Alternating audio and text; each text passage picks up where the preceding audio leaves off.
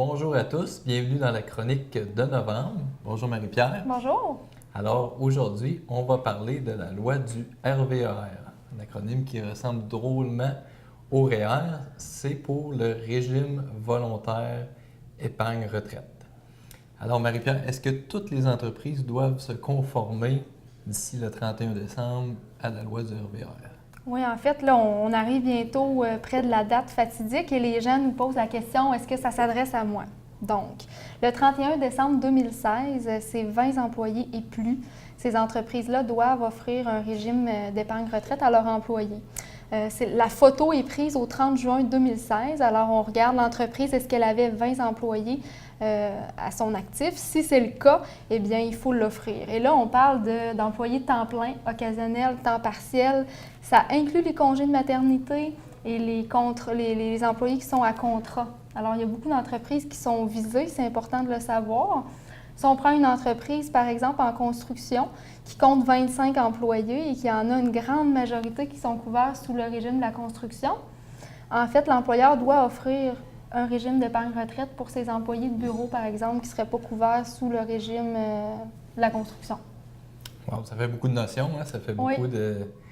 de choses à connaître. Alors, ma question, c'est si les gens, justement, tu parles de la construction, si les gens ont déjà en place un régime de retraite qu'ils offrent à leurs employés, est-ce qu'automatiquement, ils n'ont pas à offrir de RVER? En fait, les entreprises qui ont déjà un régime collectif pourraient certainement répondre là, aux normes de la loi sur les régimes volontaires d'épargne-retraite. Il faut simplement le valider parce qu'il faut que ce soit offert à tous les employés de l'entreprise. Un REER collectif, par exemple, déjà en place dans une entreprise peut répondre à la loi avec RPDB ou sans RPDB. Un régime de retraite simplifié, le RRS, répond à la loi aussi, comme un régime à cotisation déterminée ou un régime à prestation déterminée. Il faut juste prendre le temps de s'asseoir pour valider est-ce que mon régime que j'offre est valide. C'est ça, exactement. Il faut vérifier parce qu'un RPDB seul, justement, Exact. ne serait pas éligible. Fait que ça vaut la peine de nous Tout poser à la fait. question. Oui. Alors, est-ce que selon toi, ce processus-là de la loi du RVER est un régime bénéfique pour les Québécois?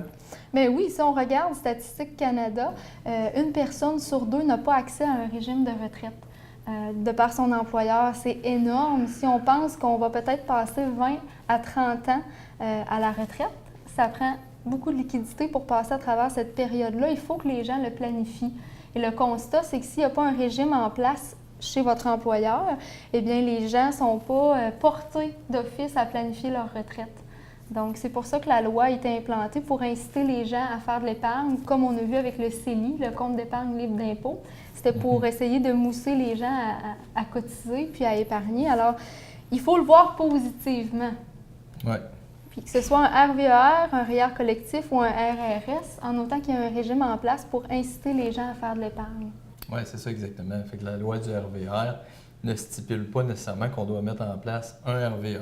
Non. Ça peut être un autre régime de retraite. C'est à vous de nous consulter pour savoir quel meilleur régime s'adresse à vous. Et puis, on espère qu'à terme, actuellement, on le voit comme un peu une charge administrative pour les employeurs, mais on espère qu'à terme, comme tu le dis, ça stimulera l'épargne des Québécois. Alors, un bon mois à vous.